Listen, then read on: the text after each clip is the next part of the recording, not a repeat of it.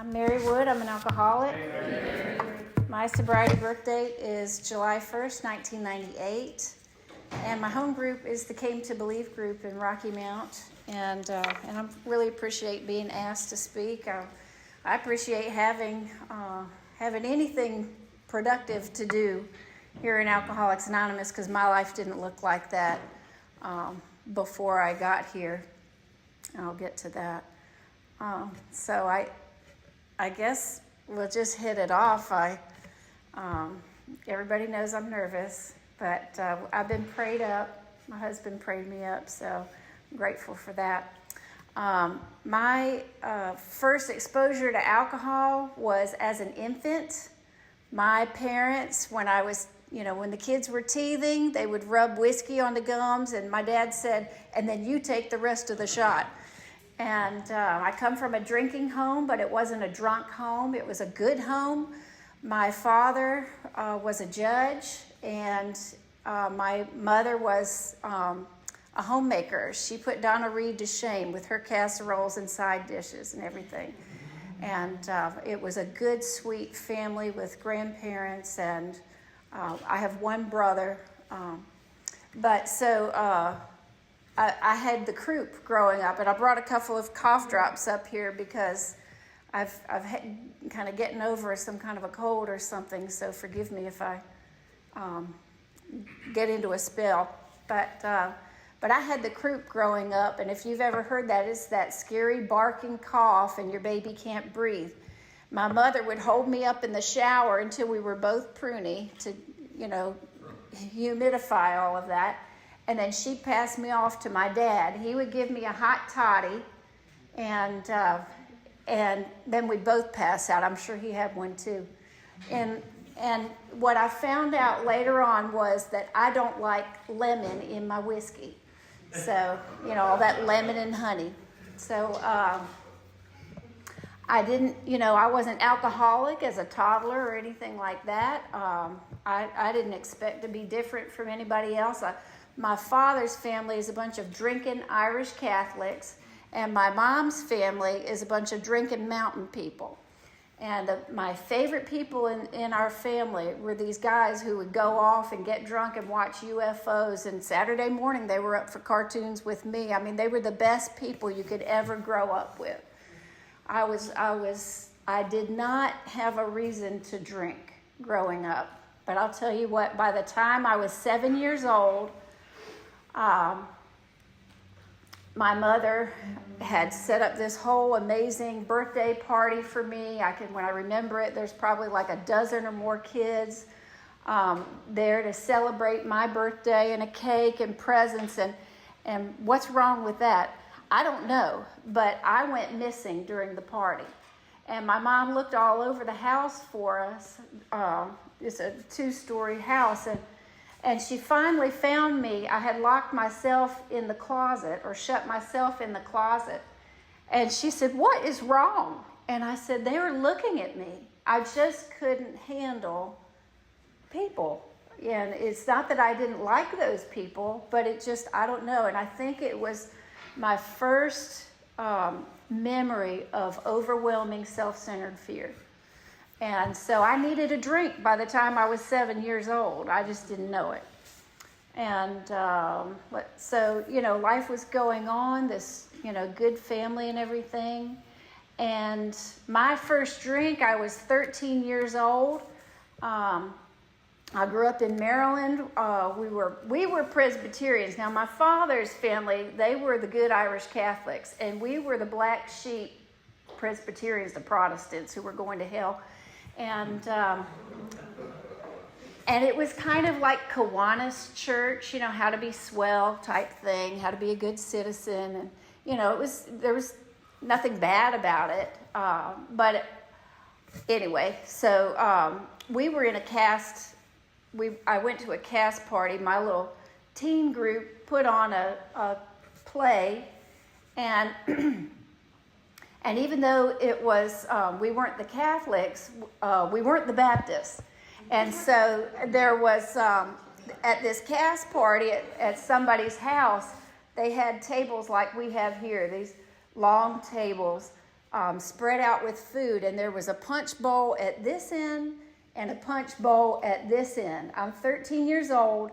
I have a 15-year-old little boyfriend, and he either figures out or implements a spiked punch bowl. And all my drinks start coming from that punch bowl. Well, I'll tell you what, I felt like I had walked into a world of Technicolor. My heart, I felt liberated. I felt free. Like, I won't say that all of my life before that was miserable and self-centered and poor me, but I had become this sort of brooding, ruminating teenager who overthought everything and didn't fit into any of the cliques. And although, sometimes I hear my husband say, I was better looking, I danced, I did all, I didn't feel like that. I just didn't care what you thought about me. For the first time in my life, since I was 7 years old, I don't care what you think about me. And I was doing cartwheels on the front lawn of this church member's house. I just felt so good. Well, I want that. That's what I want. And I chased that for 17 years. And what that looked like for me was a whole lot of getting pregnant and a whole lot of getting drunk and pregnant and drunk and pregnant. So I was 16. I found out that I was pregnant with my first child, and already, now that didn't destroy my relationship with my parents. I had already destroyed that relationship with my parents, but I came to AA thinking I had had a really bad childhood. And then I heard about your childhood, and then I found out that I had a great childhood. I just was, had feelings. And so my mom and I really didn't have a good relationship, and this severed it even more. But even worse than that was I had as a teenager, I had developed a belief, not just a thinking life with God, but I felt like I could talk to God. I felt like God loved me. And when this happened, and I'll tell you what, you'll think I'm crazy. You're welcome to, but you won't be alone. But before I got pregnant, I was on a teen retreat, and we were building or fixing up a soup kitchen in New York. And for some reason, I was walking alone at this part, and I could kind of hear, like on the inside of me, what I believed was God's voice, and I believe it to this day.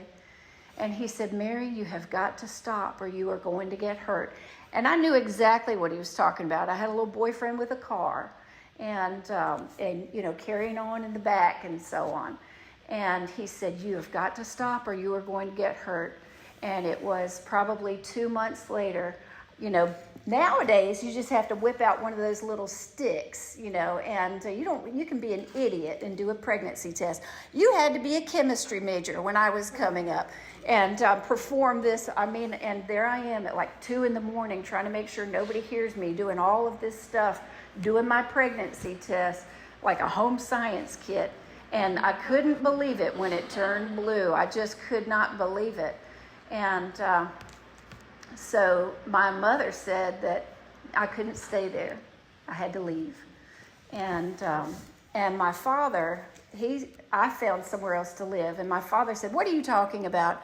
And they planned for me to go to a maternity home in Texas, and I did. And I didn't stop believing in God.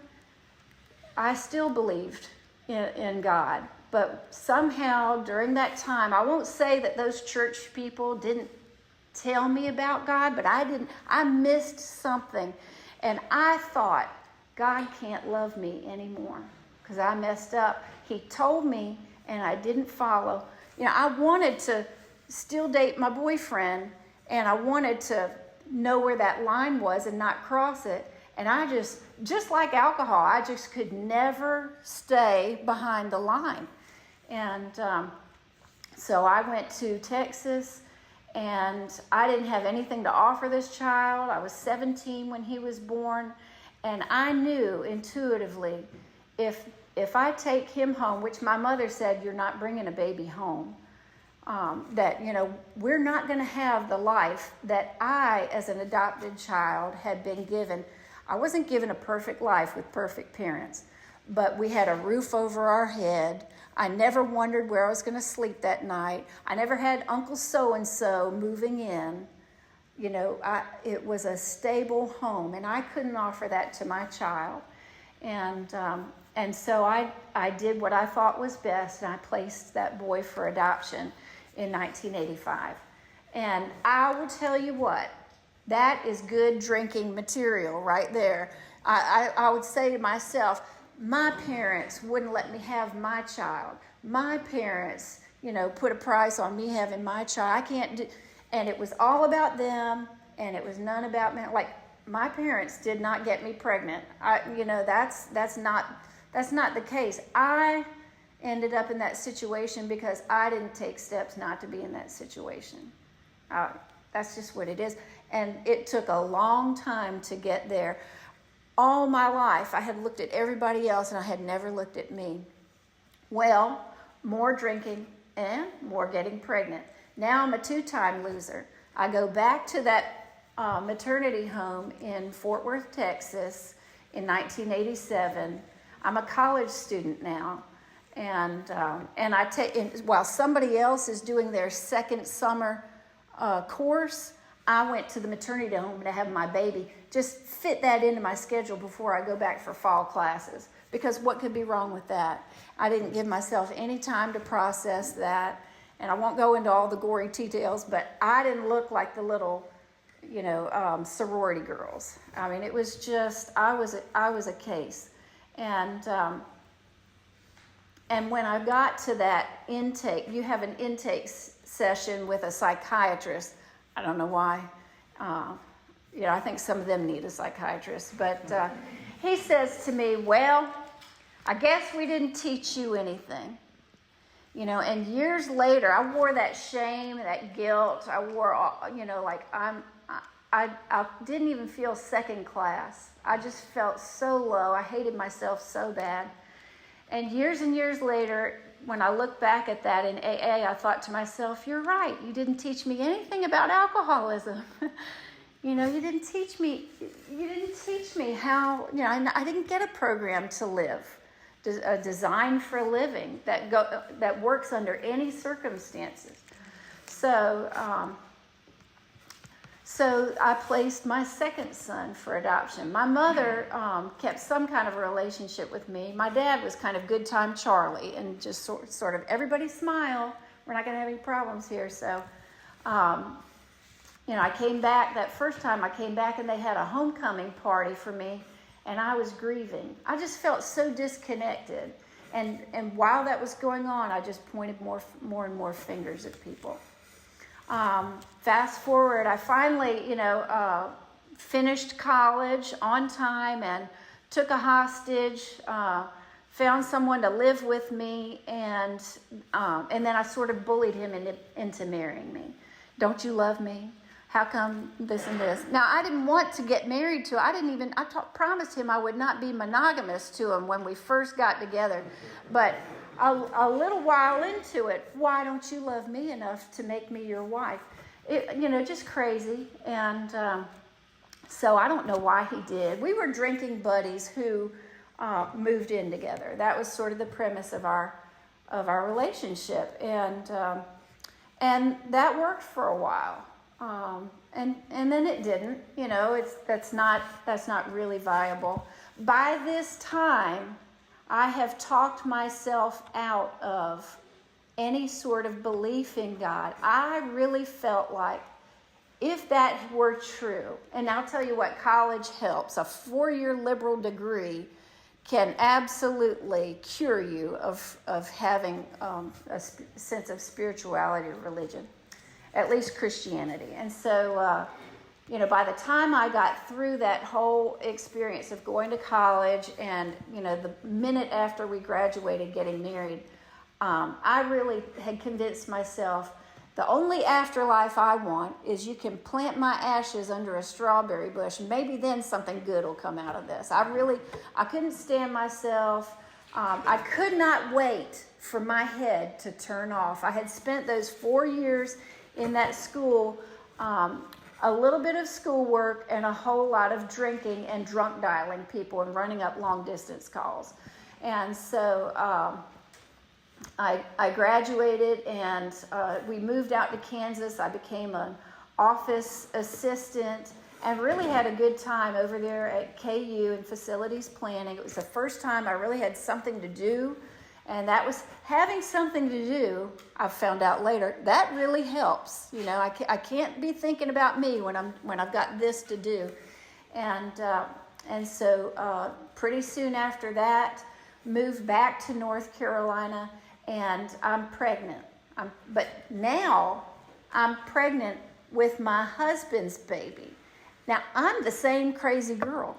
Nothing in here has changed. But I'm married to somebody who has a job, and we have a roof. And there's this, I'm having this internal dialogue with myself always, thinking, how is this going to be okay? How is this any different? And when I brought her home, I was sure any minute now they are going to come through the door and take her, because they're going to find out I'm an unfit mother. And I just wore that over my head for a long time. You're an unfit mother. You know, you can't do anything right. That itty bitty committee in my head, and so nobody came. You know, nobody wants your baby, by the way. You know, you raise your baby. And she was wonderful. 16 months later, her sister is born, because I haven't figured this out yet. And we've just got all these, you know, sweet little girls. And I am emotionally a 13-year-old alcoholic. My emotional development arrested when I began to drink. And so even though I've got everything that I should have wanted. We bought a home. We had a minivan. We lived in walking distance of a park. I have these 2 healthy, gorgeous girls. I get to read bedtime stories to them and, you know, do all of this stuff. And I'm discontent. I'm restless. I'm looking around.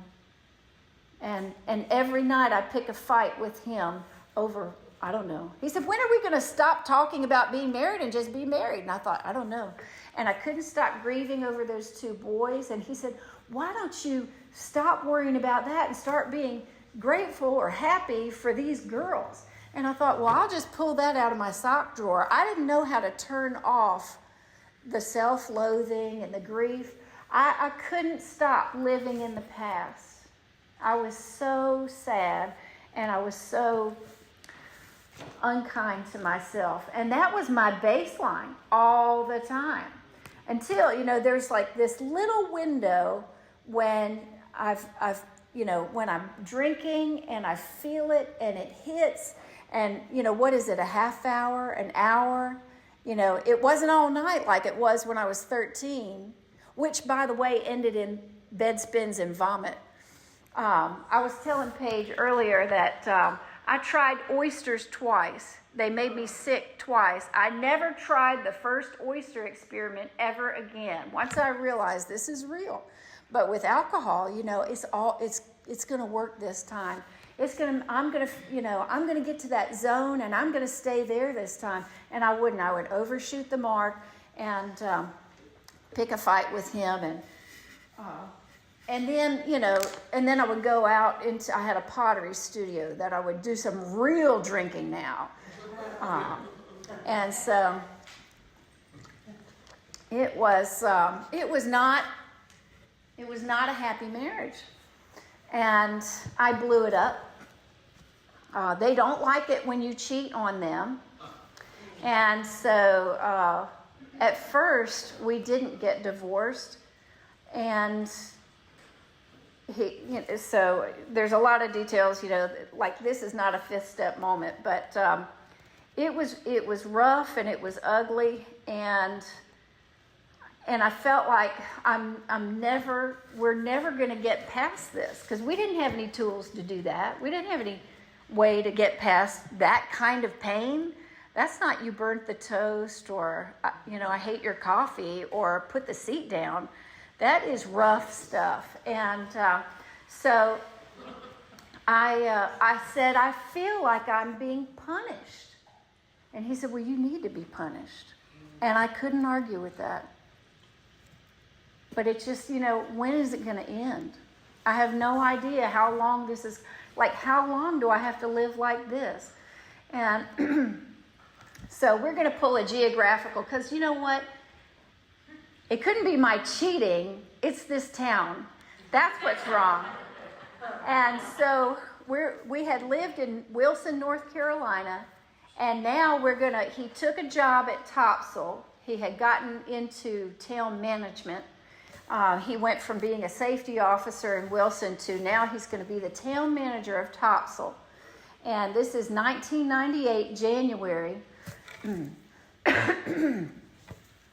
And so we moved to a barrier island in the winter where there's maybe 50 families on the whole island with this man who isn't speaking to me, and these two little wonderful girls who are work. I just want to break all the time, because, showing up for life when you're in that sort of zone or condition, it was so hard every day.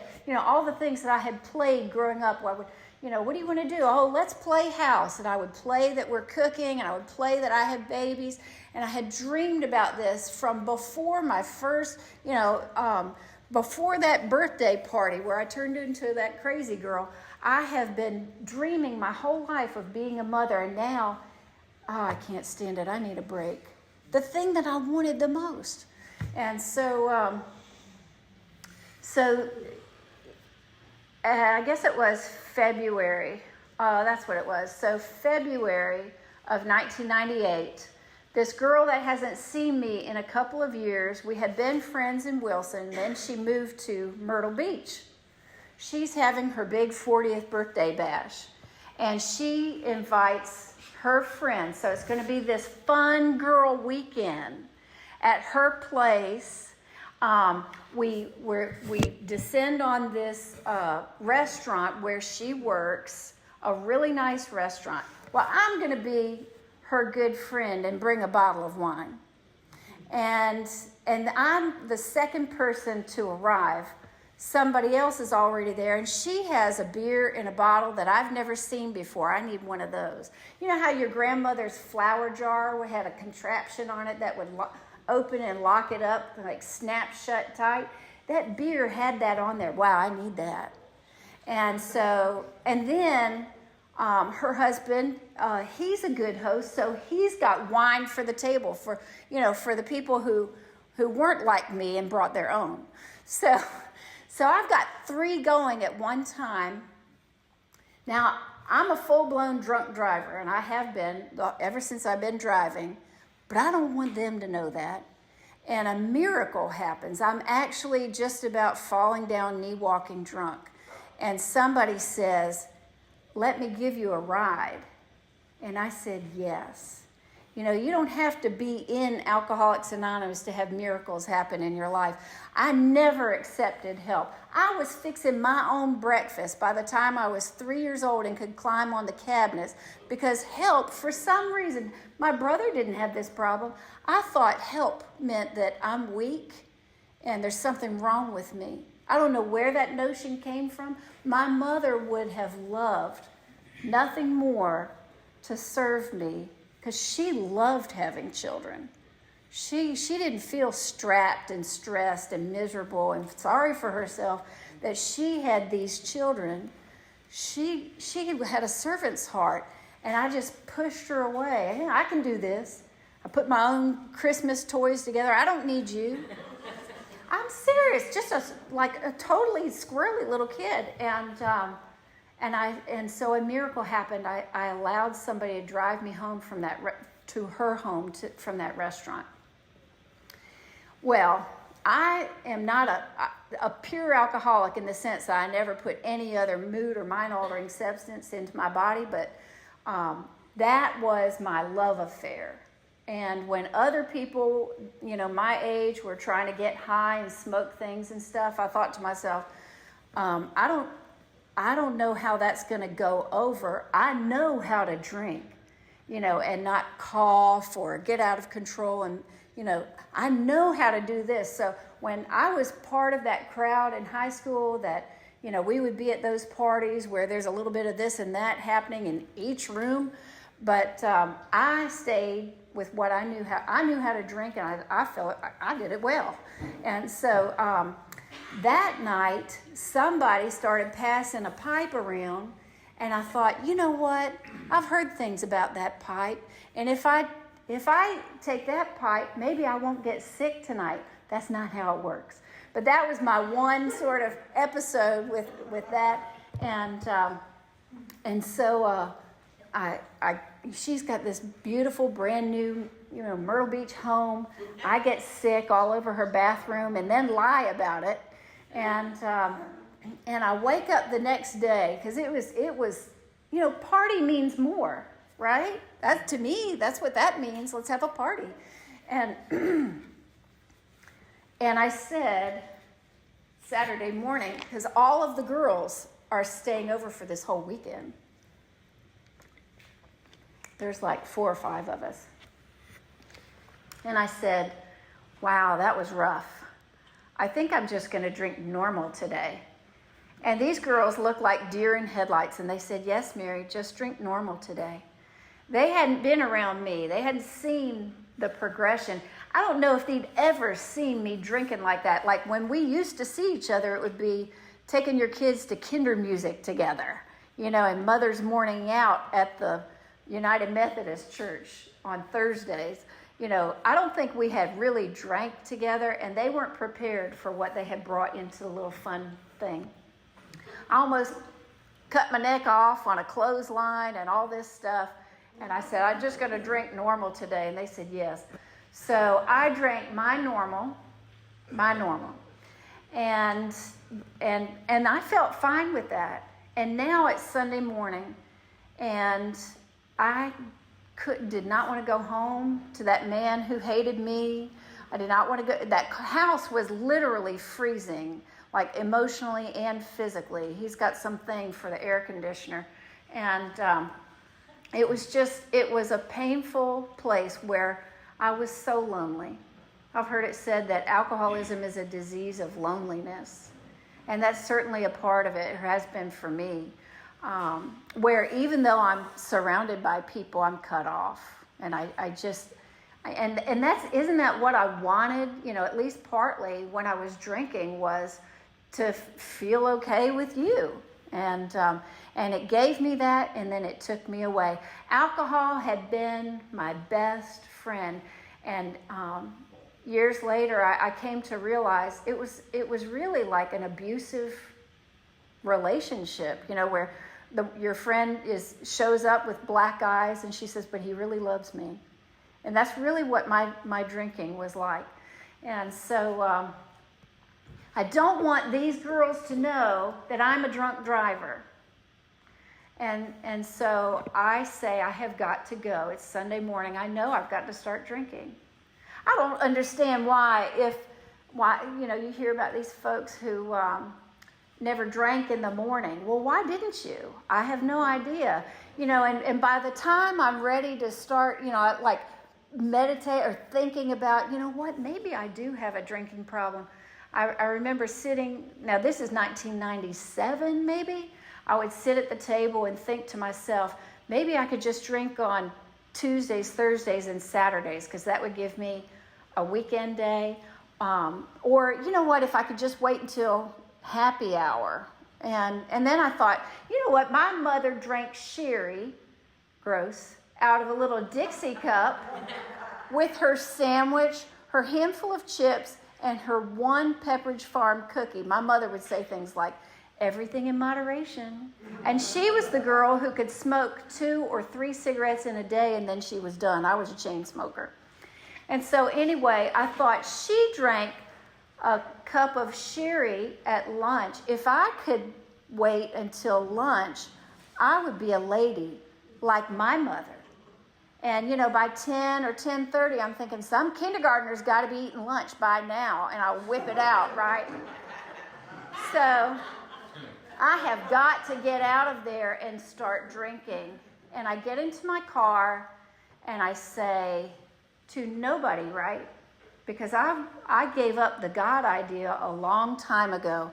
God is a crutch for weak people. Well, the book says we are like men who have lost their legs and don't grow new ones. Maybe I needed a crutch. Well, I said to nobody, if there's no beer in the fridge when I get home, I'll stop. I ride 90 miles. I had no idea that was a prayer. And I get home, and my ex-husband, he has drank all the beer in that house. And now what do I say? You don't know what you just did to me. It was my decision. It's his fault.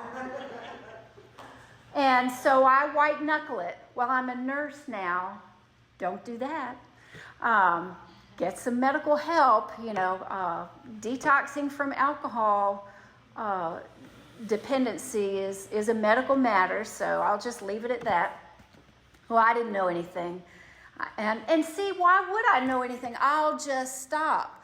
Every time I get pregnant, I just stop. Well, that's what I thought until, how they say more will be revealed. And later on, when you're sort of recombing through your life, you're helping somebody else go through her inventory and yours comes up. And then I remembered, remember when they snuck that bottle into the maternity home while you were in labor? Remember that? Remember, all the near beer that you drank with Hannah? Remember that?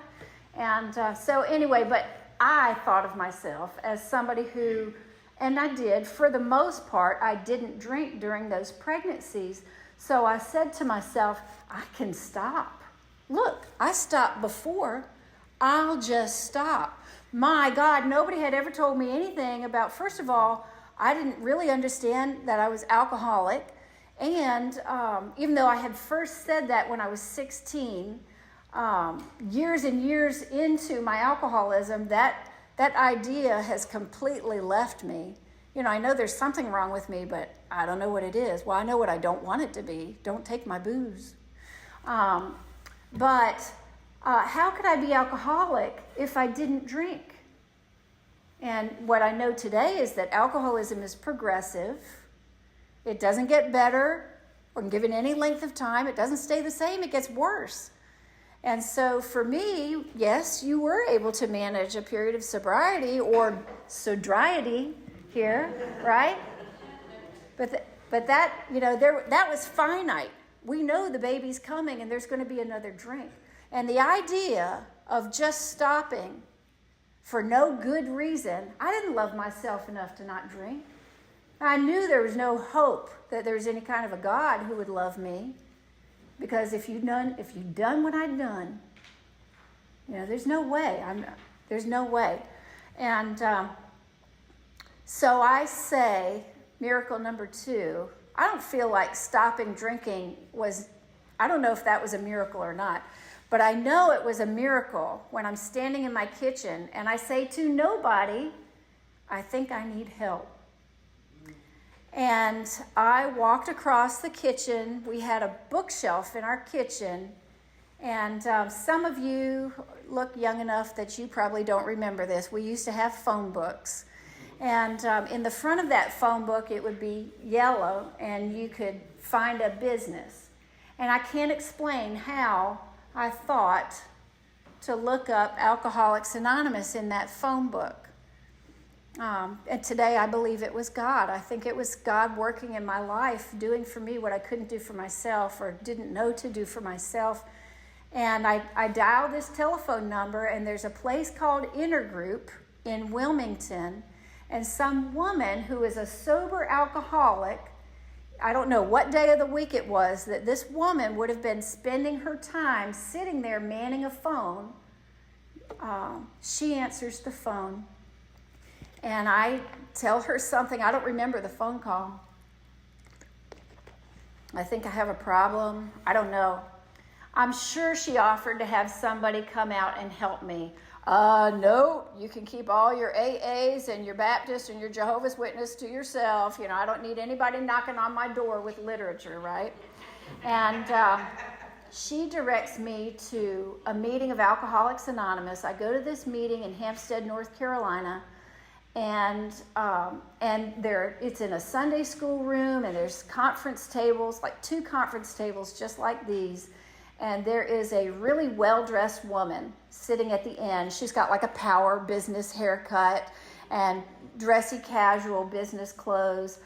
There's some guys sitting around, kicked back, eating donuts, drinking coffee, and people are laughing.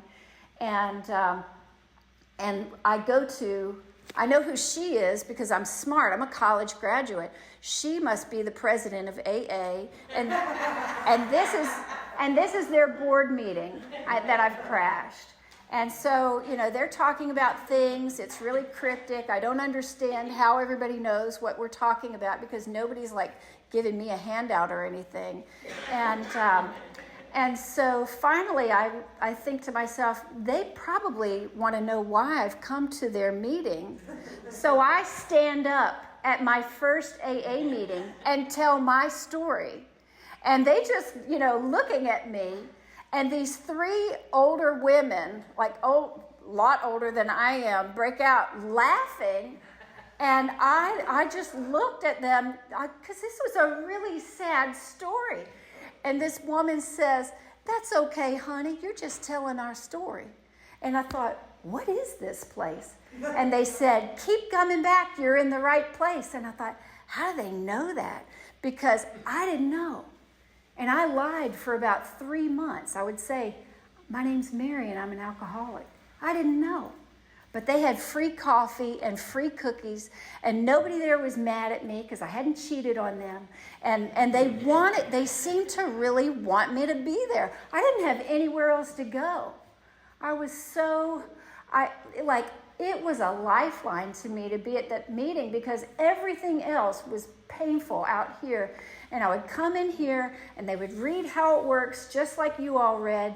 And somewhere in the middle of How It Works, like all of the noise would sort of settle down. And I felt like the cataracts would fall out of my eyes and everything would sort of clear up. And it would last about an hour or so. I felt good walking out of the meeting.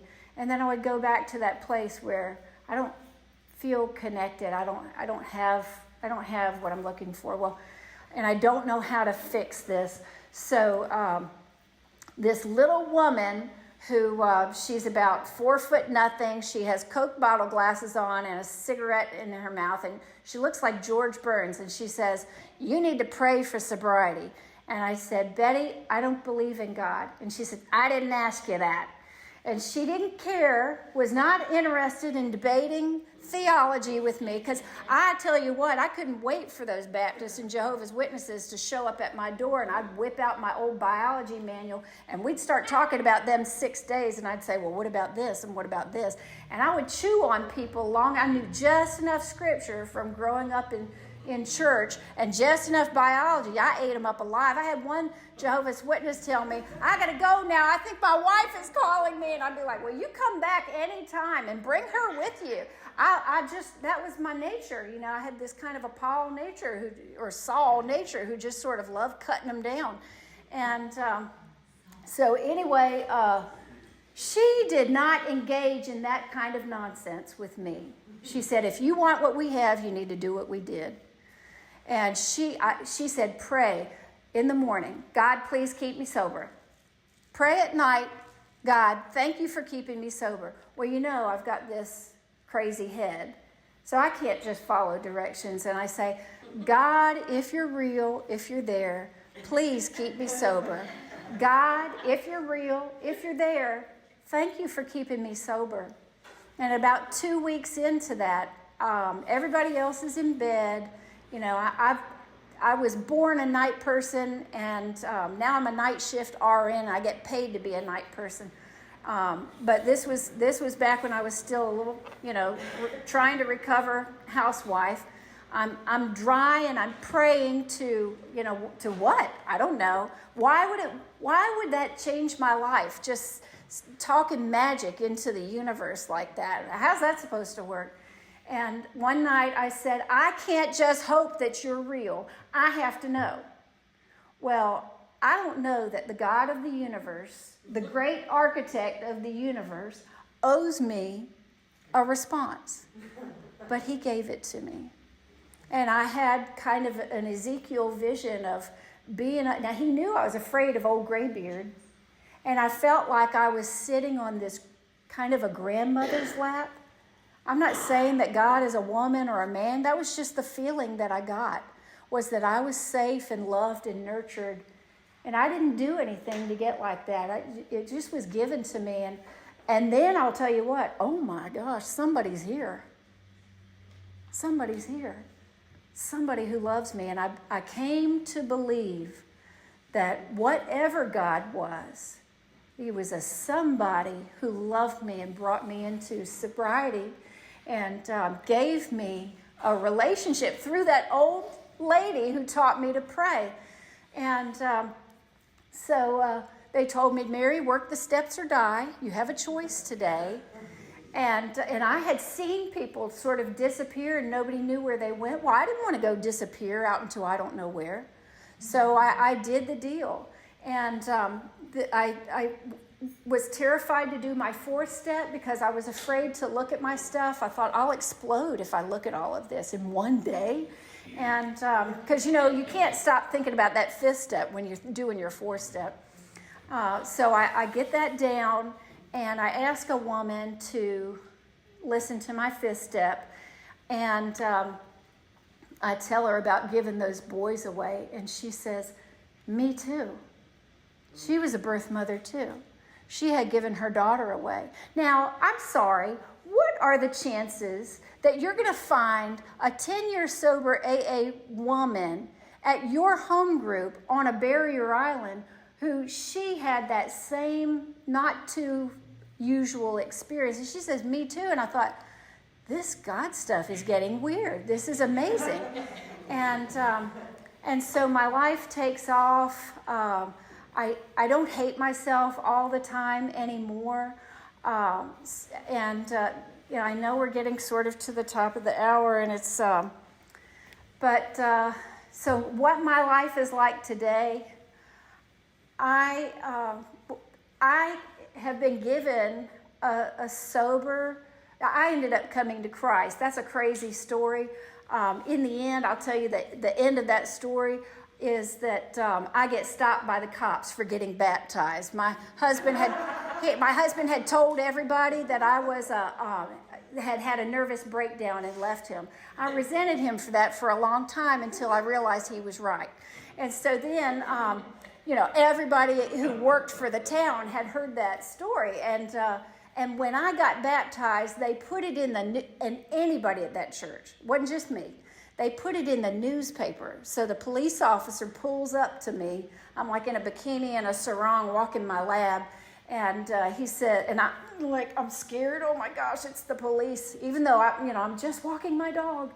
And he says, I see you got baptized. And I said, yes, sir. And he's looking at me through those aviators. He said, you're making some good choices. And I said, yes, sir. And he said, keep up the good work. And I said, yes, sir. And he just pulled off. And I thought, well, that never happened before. So life today, I have a husband I don't pick fights with at the end of the day. In fact, we get along. We get along. We are very different people. We don't think the same things about everything. We don't share the same feelings about everything. But I get to be a helper and a mate and a friend to somebody and be in a healthy, sweet relationship that's 5 years next month, and it just gets better and better. And I'll tell you what, if you want to grow in sobriety, get into that relationship. It'll have, all the dross rises to the top. And, but God is helping me, and sponsorship is helping me to work through that stuff. How important is it You know, I don't have to say or do everything that pops into my head anymore. And those two girls grew up, and I'll tell you that one of them is, I came in when I was 30, she came in when she was 30. And we get to share sobriety together now. We get to go through this journey together. My other little girl, really, I think she's more like me than this my older girl. She has that same crazy stuff. And she canceled me for like 15 months. She wouldn't speak to me. Well, that was, walking through that in sobriety, learning how to not make it worse, right? Learning how to just try to be available and good for somebody who is as, maybe not alcoholic, but is every bit as conflicted as I myself have been. And when I look at her and feel disappointed, I would think to myself, wait a minute, what were you like in your 20s? Yeah. Hey, cut somebody a break. She's got a God, it's not you, and he's going to make everything work out according to his will. In his time, it's not your time, Mary.